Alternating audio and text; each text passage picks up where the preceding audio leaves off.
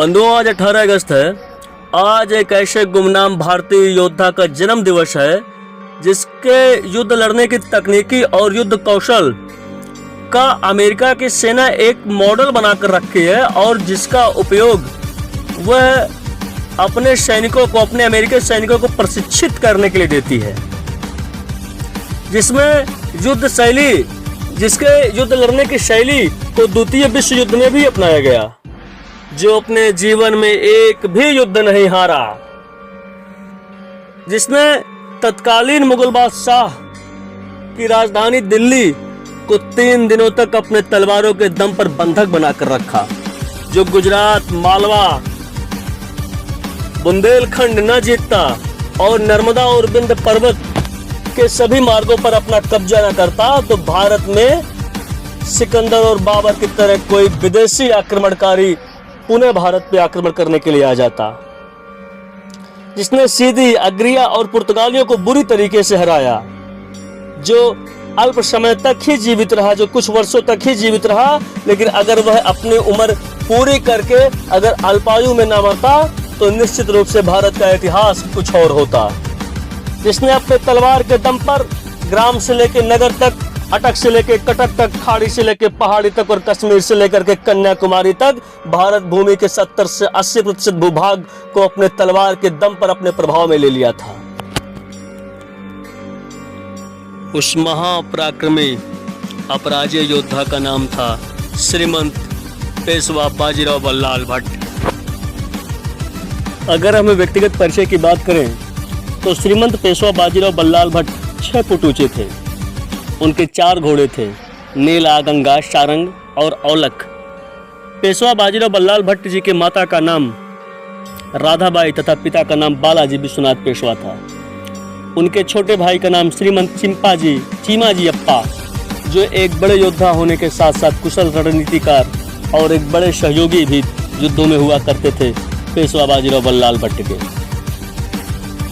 18 अगस्त 1700 ईस्वी में श्रीमंत पेशवा बाजीराव बल्लाल भट्ट का जन्म हुआ था और 19 से 20 वर्ष की आयु होते होते वो मराठा साम्राज्य के पेशवा बन गए थे और पेशवा बनने के बाद केवल 20 वर्षों तक ही जिए। 40 वर्ष इनकी पूरी आयु थी और ये केवल 20 वर्षों तक जिए और अपने 20 वर्षों की छोटी सी आयु में उन्होंने 40 से ज़्यादा युद्धों को लड़ा और सभी युद्धों में विजय पताका अपनी फहराई, विजय प्राप्त की। श्रीमंत पेशवा बाजीराव बल्लाल भट्ट एक ऐसे योद्धा थे जिनके अगुवाई में मराठों की सेना, एक पहले ऐसे योद्धा थे जिनकी अगुवाई में मराठों की सेना ने नर्मदा नदी को पार किया था। इनके अगर कुछ युद्धों का अगर हम वर्णन करें और नज़र डालें तो सन 1724 में श्रीमंत पेशवा बाजीराव बल्लाल भट्ट ने मुवारिज खान को परास्त किया। सन 1724 से 1726 तक मालवा तथा कर्नाटक पर अपना प्रभुत्व स्थापित कर लिया। सन 1728 में पालखेड़े में महाराष्ट्र के परम शत्रु निजाम उल मुल्क को पराजित किया। सन 1728 ईस्वी में ही मालवा और बुंदेलखंड पर आक्रमण कर मुगल सेनापति सेनानायक गिरधर बहादुर तथा दया बहादुर पर विजय प्राप्त की। 1729 में मोहम्मद खां बंगश को परास्त किया। 1731 में दभोई में त्रियंबक राव को नतमस्तक किया और आंतरिक विरोध का दमन किया। तदुपरांत सीधी, अग्रिया, पुर्तगाली एवं अंग्रेजों को भी बुरी तरीके से पराजित किया। उनका भी आक्रमण उस समय भारत पर आरंभ हो गया था। 1737 में भोपाल में निजाम को पराजय दी। 18 मार्च 1937 को पेशवा ने दिल्ली की घेराबंदी कर ली और मुगल बादशाह पेशवा के भय से लाल किले के कोने में जाकर छिप गया और अपने एक विश्वस्त सेनापति मीर हसन की अगुवाई में 8 से 10 हजार सैनिक देकर के पेशवा बाजीराव के ऊपर आक्रमण करने के लिए कहा, लेकिन 500 घुड़सवारों की सेना के साथ पेशवा बाजीराव बल्लाल भट्ट उस समय दिल्ली में मौजूद थे और 8 से 10 हजार सैनिक की सेना लेकर आने वाले मीर हसन को बुरी तरीके से पराजित कर भगा दिया और 3 दिनों तक अपने तलवारों के दम पर दिल्ली को बंधक बनाए रखा। उस समय अक्सर ये होता था कि राजा के पुत्र को मार के मंत्री बगावत कर लिया और स्वयं राजा बन गया। शिवाजी के एक नाती शाहूजी महाराज को अगर पेशवा चाहते तो निश्चित रूप से चुनौती दे सकते थे अपनी गद्दी के लिए, लेकिन शिवाजी के नाती शाहूजी महाराज को बिना किसी चुनौती के पेशवा बाजीराव बल्लाल भट्ट ने गद्दी पर बैठाया। सन 1740 के पहले श्रीमंत पेशवा बाजीराव बल्लाल भट्ट भारत के लगभग 70 से 80% भूभाग को अपने प्रभाव क्षेत्र में ले चुके थे और मराठा साम्राज्य का जो स्वप्न छत्रपति शिवाजी महाराज ने देखा था उसको बहुत हद तक श्रीमंत पेशवा बाजीराव बल्लाल भट्ट ने पूरा भी कर दिखाया था। लेकिन सन 1740 ईस्वी में लू लग जाने के कारण श्रीमंत पेशवा बाजीराव बल्लाल भट्ट की मृत्यु हो गई और इतिहास में दिखाया गया कि वह एक मस्तानी नाम की एक लड़की जो छत्रसाल की बेटी और एक फारसी मुस्लिम महिला की बेटी थी, उसके प्रेम में पागल हो जाने के कारण हुआ, जो कि सरासर गलत है।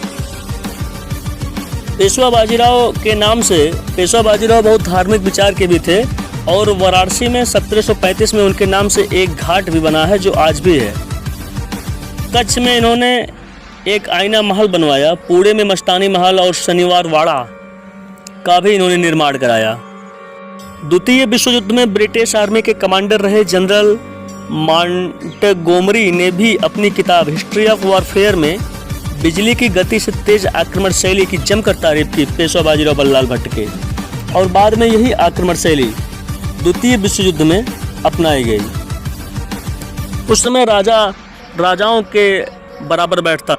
और जब पेशवा किसी दूसरे राज्य में जाते थे तो एक पेशवा होते हुए भी उनका सम्मान राजा की तरह होता था, लेकिन कभी भी इस सम्मान को स्वीकार नहीं किया। मेवाड़ में भी मेवाड़ के महाराणा का भी सम्मान उन्होंने मराठा साम्राज्य के पेशवा के बराबर ही सम्मान किया। कभी राजा बनने का उन्होंने अपने मन में लालच नहीं पाला। भाइयों, आज का युवा, आज का भारतीय नौजवान